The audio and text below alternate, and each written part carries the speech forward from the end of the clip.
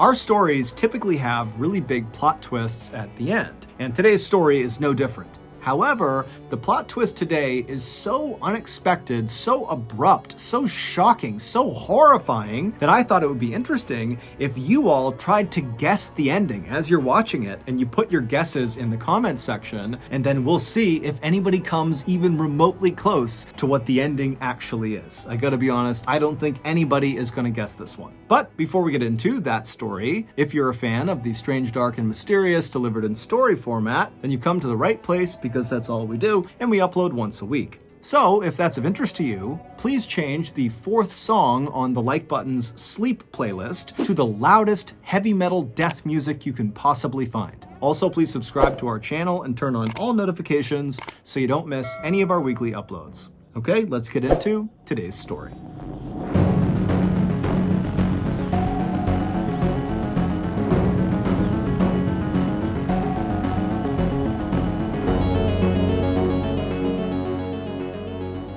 In the late summer of 1930, Raphael Pansardi and his wife Leonarda Cianciulli moved with their 4 young kids to a little town in northern Italy called Correggio.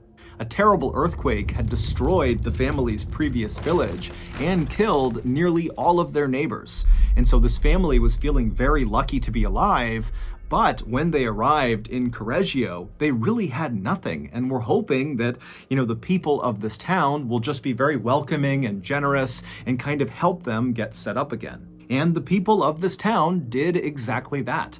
Correggio was this beautiful place inside of a fertile valley where people lived in these cottages surrounded by rice fields and mulberry trees. And the people who lived there were very tight-knit and looked after each other and cooked for each other and had parties together. I mean, this was a real community. And so when Raphael and Leonarda arrived, the townspeople immediately found them this cute little cottage by a stream with a whitewashed front door and a beautiful stone hearth for cooking. And there was an attached storefront on this cottage that they were giving them. And then on top of that, once the family had moved in, the family's new neighbors helped get Raphael a job, and they also helped Leonarda set up the attached storefront that was part of their cottage so she could sell her homemade soap bars out of this shop. And so very quickly, the family just completely fell in love with Correggio, especially 36-year-old Leonarda. Losing her home and her previous neighbors in that terrible earthquake had been a tragedy on epic scale, but it was far from the first tragedy that Leonarda had been forced to live through. Leonarda had been born into poverty. Her mother had actually come from a very wealthy family, but they had cut Leonarda's mom off when she became pregnant with Leonarda. And so when Leonarda's mom gave birth to her, she blamed Leonarda for their poverty and all of their problems, and so beat her relentlessly. And then on top of that, Leonarda's father died when she was very young, and so she was stuck at home being abused constantly by her mother. When Leonarda was 21, she met Raphael and fell in love with him, and he was a very kind and gentle man. He really made a very strong first impression on anyone who met him. But when Leonarda went to her mother and introduced Raphael to her and said, "I'm going to marry this man, I love him," her mother flew into a rage and then literally cursed Leonarda. She actually out loud muttered the spell and then told Leonarda that because of the spell, Leonarda would have evil following her forever. Now, of course, Leonarda was very used to her mother's terrible behavior, and so she did not actually think she was at risk of this curse affecting her life in any way. But not long after actually marrying Raphael, Leonarda began to see evidence that this curse might actually be real. It started with Leonarda having these sudden fits of seizures for no particular reason, and then Leonarda, every time she got pregnant, she would miscarry and lose the baby. And so feeling really sad and desperate because all she wanted was a family, Leonarda actually went to a fortune teller in hopes that they would tell her that in the future, her life got better, not worse, which to Leonarda meant, the curse was not real if my life improves. But after this fortune teller took Leonarda's hands and studied her palms, she looked up at Leonarda and gave her grave news.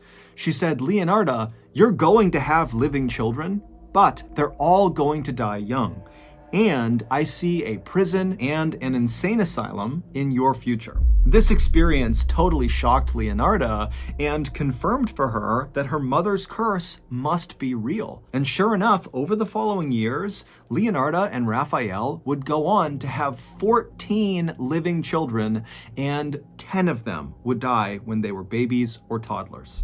And so by the time Leonarda had arrived in Correggio with her family in 1930, she was absolutely petrified that her last 4 precious children would die because of this curse. And so in order to keep her kids safe, she basically never let them out of her sight, and then she also made sure they always adhered to these strange rules and beliefs that Leonarda had come up with about good and evil that were designed to somehow protect the kids from this curse. But the incredible show of generosity and support and kindness that Leonarda and her family had experienced when they arrived in Correggio had really done something to Leonarda. In fact, it really kind of changed the way she viewed the world. Suddenly, she was less concerned with this curse and how to protect her family from it, and instead, she was just kind of content. She felt safe. She felt happy. The women in the town loved Leonarda and always came by the house to say hi to her and eat some of the amazing tea cakes that she would make.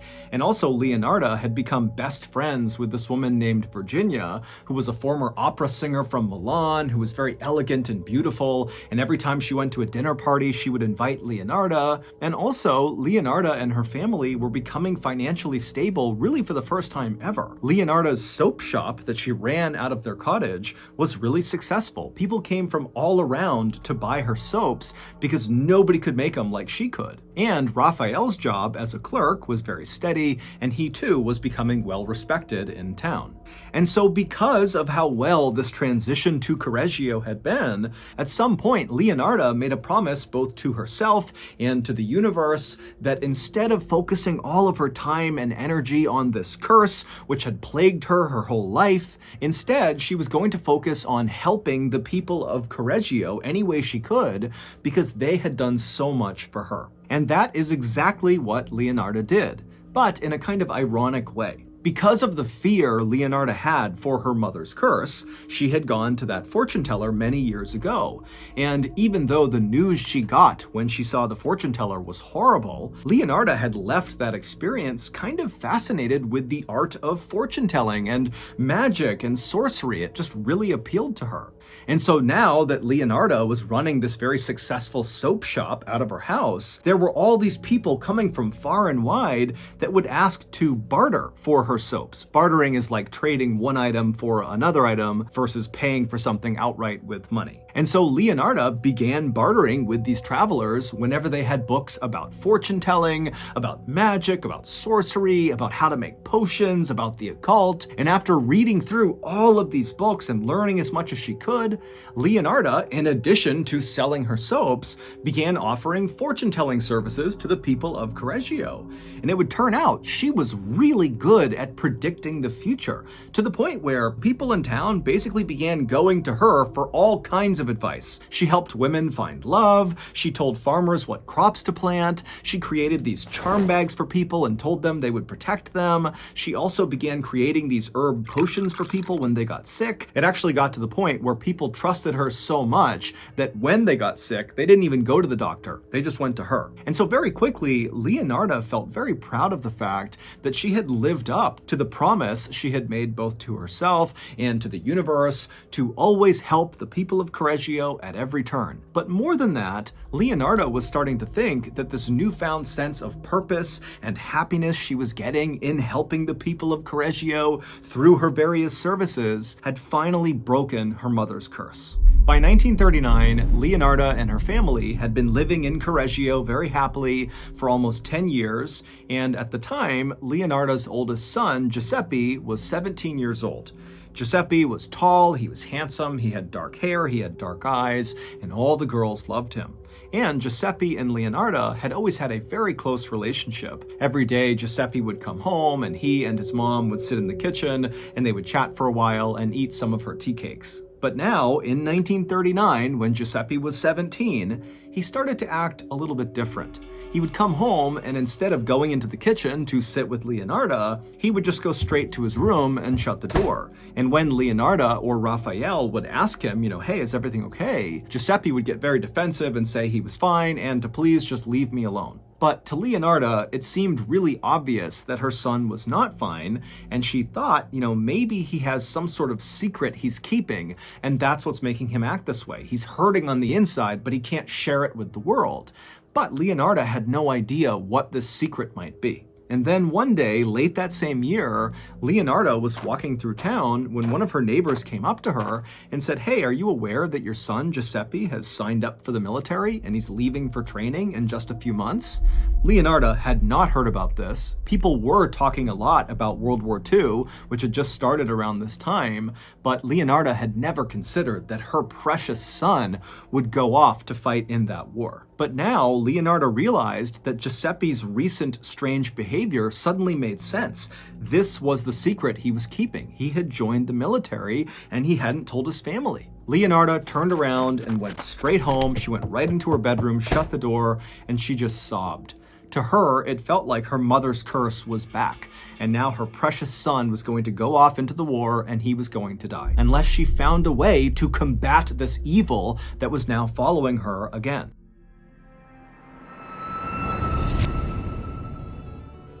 Thank you to BetterHelp for sponsoring today's video. Growing up, I was always encouraged to speak up if I was feeling down or sad, and so as a kid, talking about my feelings was really easy.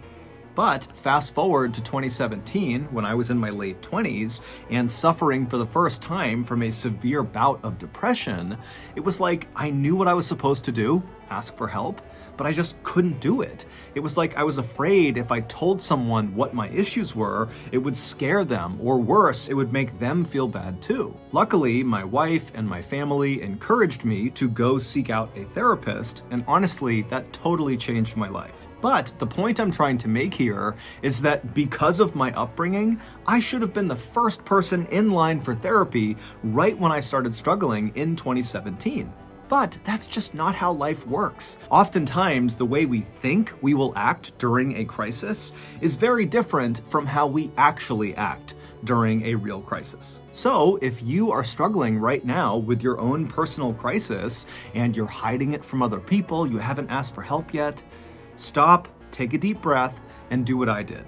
Consider therapy. And one of the easiest entry points into therapy is BetterHelp, because it's a world-class therapy service that is 100% online, which means you don't have to physically go into a doctor's office and awkwardly wait for your big first meeting with a therapist. Instead, you can get the help you need from the comfort of your home. Get matched with a BetterHelp therapist after filling out a quick survey, and then you can choose how you want to communicate with your therapist, whether that's through chat or text or phone call or video call or some combination of all of them. Also, you can switch your therapist at any time for free. Get 10% off your first month at betterhelp.com/MrBallen. I've also linked them in the description below. Okay, back to the story.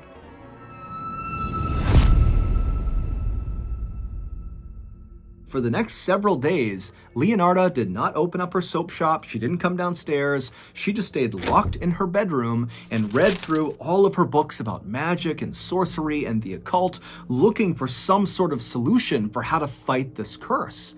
And finally, she figured out what she had to do. She read that if she gave something beautiful to the universe would reward her. And in Leonarda's mind, that reward would be sparing her son. And so Leonarda decided that the most beautiful thing she could offer the universe would be to help the people of Correggio, which she was already doing, but in her mind, she thought she could really ramp up her efforts and really try to change people's lives. And she thought if she could do that, the universe was sure to notice and it would save her son's life. Leonarda decided that the first person she would really go above and beyond to help inside of Correggio was a woman named Faustina. Faustina, who was in her 70s, was desperate to get married, but to many people in town, including Leonarda, she seemed kind of beyond help. She was totally antisocial, she was awkward, and just kind of given her age, it seemed like marriage was just not in the cards for her. But this is where Leonarda thought she could step in and change everything for Faustina. She would find her a husband. So Leonarda reached out to Faustina and told her about a friend of hers, a man who lived in a city to the north, who was also alone in his old age and who was likely looking for marriage, and she could set them up if Faustina was interested. And so Faustina was immediately interested and wanted to meet this guy, but Leonarda did tell her that, this guy, the reason he's not married is he's kind of difficult to be around. He's kind of a jerk, but he's got a wonderful heart. He means well. I think he'd be a great fit for you. And so again, Faustina's like, great, I want to meet him. I want to marry him. I'm ready. And then finally, the day came when Faustina actually went to this other town and met this guy in person, and they fell in love. And Faustina just moved right in with him. And before long, she was sending happy postcards back to Correggio, telling everyone about how happy she was and how thankful she was for Leonarda's help in setting them up. And so Leonarda was obviously thrilled, not only for her friend's happiness, but also it really felt like she had checked the box in terms of really going above and beyond to help someone in Correggio in an effort to get the universe to spare her son. But her son was still a couple months away from leaving for training, and Leonarda, she's very superstitious, and she's thinking, okay, I don't know if that was enough to get the universe to save my son, and so I need to find somebody else I can help. So, in September of 1940, Leonarda began her next good deed project with another woman in town. She was a widow in her 50s named Francesca. She had worked as a teacher, but when her husband got sick, she quit her job, and then when her husband ultimately died, she was left with nothing. So Leonarda reached out to Francesca and told her that she, Leonarda, would be willing to reach out to her own mother's rich family to see if maybe they had a job they could finesse for Francesca. Now, of course, Leonarda was not excited about talking to her mother's family, who had disowned her mother and had shown no interest in Leonarda, but Leonarda wanted to do this for Francesca and for the sake of her son and getting the universe to notice what she was doing. And so sure enough, Leonarda would reach out to her mother's family, and they were remarkably open to the idea, and they got a job for Francesca in Switzerland. And so eventually, Francesca jetted off to Switzerland, and then a couple of days later, she was sending postcards back to Correggio saying how happy she was and how thankful she was for Leonarda's help. And so again, Leonarda was so happy about this outcome, both because she cared about Francesca and also because this was yet another kind of check in the box of her good deeds that the universe was going to notice that in turn would save her son. But again, after Francesca didn't need any more help, Leonarda found herself looking at her son, who was getting closer and closer to leaving for training, and she would think to herself, have I done enough to protect him? Have I really stopped this curse from killing him after he leaves? And Leonarda eventually decided that no, she had not done enough. She needed to do at least one more really big good deed for someone in this town. And who better to help than her best friend, Virginia, the former opera singer. Leonarda knew from all her talks with Virginia that Virginia really missed living in the big city and going to the opera house. And so Leonarda reached out to Virginia and said, you know what? I can reach out to my mother's rich family and maybe they can find a job for you in a big city if you're interested. And so Virginia was like, wow, yes, I would love that. That's an amazing opportunity.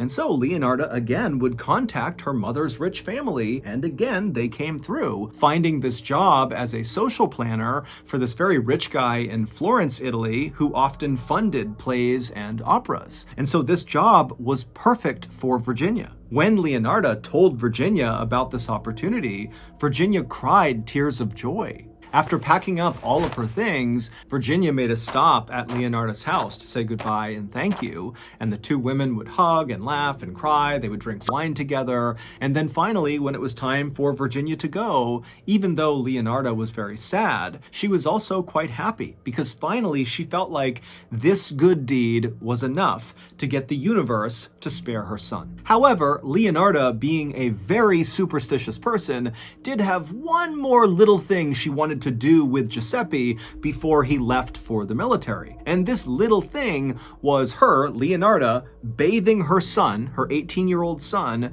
with a particular bar of soap, and then she also wanted to feed him a special kind of tea cake that she was going to make. The soap and the tea cake had these special herbs and ingredients and different things she had pulled from her books of magic and the occult, and they would kind of form like a protective barrier both outside and inside of Giuseppe. So, on the same night that Virginia headed off to Florence, when Giuseppe came home, Leonarda approached him and said, "I want to give you this bath and I want to feed you these tea cakes." And Giuseppe was not remotely enthused at the idea of having his mom bathe him. He's 18. But he knew she was highly superstitious, she seemed pretty emotional about this, and it just seemed like it was extremely important to her, and so he said, okay. And so Leonarda washed her son with this special kind of magic soap, and then she also gave him the tea cakes, and then afterward, even though Giuseppe was really annoyed by what he had just been asked to do, Leonarda was so happy she was practically floating. She felt like she had done everything she could possibly do, and now she could just relax because her son was safe. But soon, Leonarda would learn that that was not actually true. A few days after giving her son the magical last bath and magical tea cakes, the police showed up at the front door of Leonarda's house. And when she opened the door and saw the police, she asked what was going on, and the police would say to her, "Hey, the 3 women that you supposedly helped that left town recently, they've all been reported missing by their families. They don't know where they are." And so Leonarda, she was totally shocked by this, and she said, "No, that's not possible. I write to them all the time. I get postcards that come in very regularly from all of them." And then Leonarda went and got the postcards and showed the police, like, "Look, I'm talking to them. How could they possibly be missing?" And so the police, they would look at these letters and they would agree with Leonarda that it is pretty strange that she'd be getting these very authentic seeming letters from these women if these women were also missing. And so eventually the police would leave and they would tell Leonarda that they would be in touch if they needed anything. And then over the next couple of days, Leonarda was very concerned about these 3 women, but she received numerous postcards from these women over those several days, and all of these postcards were totally normal seeming. And so Leonarda was fairly confident that whatever was going on with the police had to have been a mix-up, and she wouldn't be hearing from them again. But a couple of weeks later, the police did come back to Leonarda's house, except this time they didn't knock, they just barged right in. After the police had spoken with Leonarda that first time, they did some digging on these letters that she was receiving, and they managed to trace them all back to their start point. And it turned out all of these letters from all 3 of these women were originating from one place. It was this little town to the north of Correggio. And when police went to this little town, they discovered that these letters that were starting in this little town were all being mailed by the same person. And they got a physical description of this person who apparently was pretending to be these 3 women. And the description was of a tall, handsome young man with dark hair and dark eyes. It was Giuseppe. After the police barged into Leonarda's house, they went straight to Giuseppe's room where they accused him of murdering those 3 women, and then they hauled him out of the house and brought him to the station to question him about where he dumped the bodies. When the last police officer left Leonarda's house, Leonarda walked outside and just stood there wondering what she was going to do. It was like she had done everything in her power to protect her son from this curse, but somehow this curse she knew had done this to her son. And so now she knew there was only one thing she could do. Without saying anything to her husband, she went inside, she got her things, and she began making her way to the police station. At this point in her life, Leonarda looked much older than her actual age of 46. She had very gray hair, her face was very wrinkled, and she was stooped over, and she was always carrying these charm bags and magical potions and little stick figures that she claimed protected her family. And so her overall appearance when she wandered into the police station was that of a very frail old woman who was also very strange. And so Leonarda hobbled her way up to the front desk, and in a trembling voice, she asked the attendant if she could speak to the detective who was working on her son's case. And then a moment later, she was led into an interview room where she was told to wait. And then a little while later, the lead detective walked into the room. He sat down across the table from Leonarda and he said, "What can I do for you?" And immediately, Leonardo said, "My son, Giuseppe, is innocent." And the detective, when he heard this, he was not remotely surprised. In fact, this is fully what he expected this conversation was going to be. He knew Leonardo loved her son very much, and of course she was going to say he was innocent. This is what parents typically did in cases like this. But the detective decided he wouldn't try to stop her. He would just let this very distraught mother kind of talk for a bit. He would tell her that he would follow up on whatever she was saying, and then he would drive her back home. But this detective was not expecting the things that would come out of Leonardo's mouth over the next couple of hours. In fact, her story about why Giuseppe was innocent was so shocking and so bizarre that the detective outright said, "I don't believe you. I don't believe this. This can't be true." And then other officers were called in to listen to her story to see if they believed it. And they too said, "This doesn't seem real." But the police would follow up on the details she gave, and it all checked out. It would turn out, back in late 1939, on the day that Faustina, the first woman that Leonardo pledged to help in order to get the universe to save her son, when Faustina was set to go north and meet her future husband, Faustina stopped by Leonardo's house to say bye. And when she was in Leonardo's house, something very unexpected happened. When Faustina walked into Leonardo's kitchen where Leonardo was, Faustina was so excited about meeting her potential future husband that her hands were shaking and she was smiling ear to ear. And so Leonardo said to Faustina, "Hey, you need to calm down." And so she handed Faustina a glass of wine. And so Faustina took the wine and she had a couple of sips of wine. And right away, Faustina started feeling dizzy. And before long, she was grabbing the table just to keep from falling over.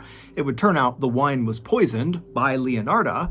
And so Faustina, she's kind of looking up at Leonardo. And Leonardo is looking down at her. And she's got an axe in one of her hands.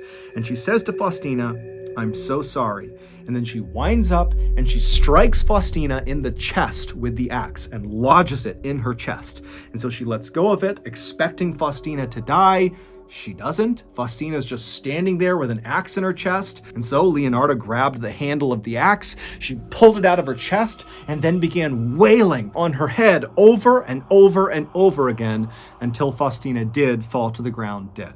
Then Leonardo lit a fire under her big metal pot on the stove, and then she cut Faustina's body into 9 pieces. She drained the blood out of the body into a bucket, and then she chucked those 9 pieces into the pot on the stove and began to mix them with caustic soda, which is a powerful dissolving agent that's used to make soap. And then she boiled the ingredients, her body parts and this caustic soda, for hours. Faustina's body slowly turned into this horrible black mush inside of this pot, and Leonardo was watching this the whole time, and she just had a look of total disappointment as this was happening. And then at some point, she just took the pot off the stove and dumped the ingredients, Faustina's body, down the septic tank. And then Leonardo waited for Faustina's blood that she had dumped out to coagulate, which means it became semi-solid. And then she heated it up in the oven and then ground it into flour. And she would use that flour to make tea cakes, which she fed to her friends the next day, as well as her son, Giuseppe. Leonardo also asked her son to mail some letters for her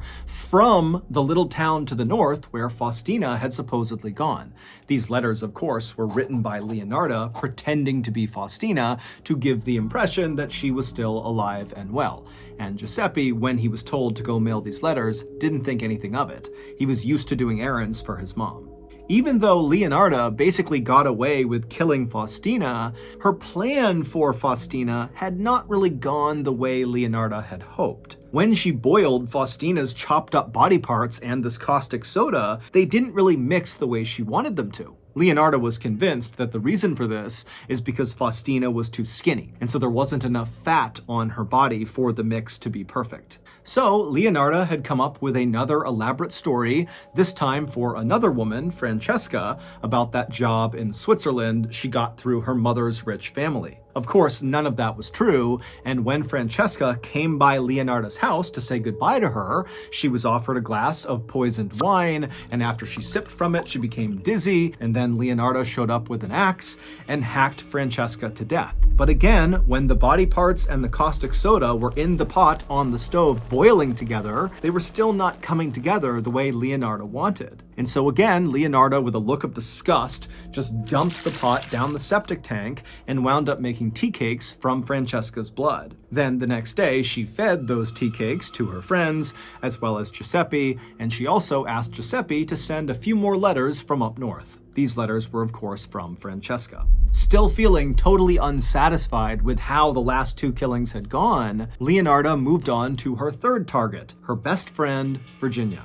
And this time, when Virginia came by Leonardo's house to say goodbye, everything went to plan. Leonardo was able to poison Virginia, she killed her with the axe, she chopped her up, she put her in the pot, and this time, the 9 chunks of her body mixed beautifully with the caustic soda. And so after adding a few fine perfumes into the pot, Leonardo was finally able to create the thing that she had not been able to create with the other 2 women's bodies.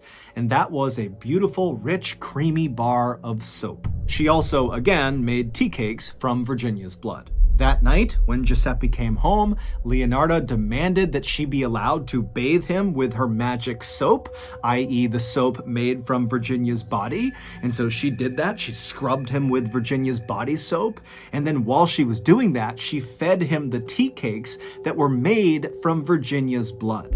It would turn out Leonardo did in fact believe that in order to save her son from this curse, she would need to give something beautiful to the universe. And at first, she really had believed that the way to do that was by helping the people of Correggio above and beyond anything she had ever done before. But at some point during her interactions with Faustina, the first woman, Leonardo had decided that, you know what, that wasn't enough. She really needed to make sure that her son was going to be safe. And so the only way really that Leonardo could guarantee her son would be safe would be if she actually took a life and gave that back to the universe. That would save her son. The reason Leonardo wound up taking 3 lives and not just 1 life is because she also decided that as an extra protective measure, she wanted to make sure that she actually bathed her son, literally, in the body parts and kind of essence of the life she had taken. And so that's where the idea of the soap came in. However, the first 2 women, their body parts didn't mix right, and so she couldn't turn them into soap. But then Virginia came along and her body did mix with the caustic soda, and so Leonardo was able to make her soap. She was able to bathe her son with Virginia's body and feed him Virginia's blood. And so in Leonardo's mind, she had done everything she could to protect her son at that point. Leonardo would ultimately be sentenced to 30 years in prison, as well as 3 years in an insane asylum, just as the fortune teller had predicted. Leonardo died in 1970 when she was 76 years old. As for her family, they fled Correggio, and 3 of her children changed their names and vanished. And her prized son, Giuseppe, who she had killed to protect, had gone on to join the military, and he would go to war, and he either was killed in combat or simply changed his name and vanished as well. So that's going to do it. If you got something out of today's episode and you haven't done this already, please go in to the Like Button's sleeping playlist and change the 4th song to the loudest death metal music you can find. Also, please subscribe to our channel and turn on all notifications so you don't miss any of our weekly uploads. We have a podcast called the MrBallen Podcast that puts out brand new exclusive stories on Monday mornings, and on Thursday mornings we upload remastered audio of our best YouTube videos. Again, it's just called the MrBallen Podcast, and it's available exclusively on Amazon Music. Consider donating to our charity. It's called the MrBallen Foundation, and it provides support to victims of violent crime, as well as their families.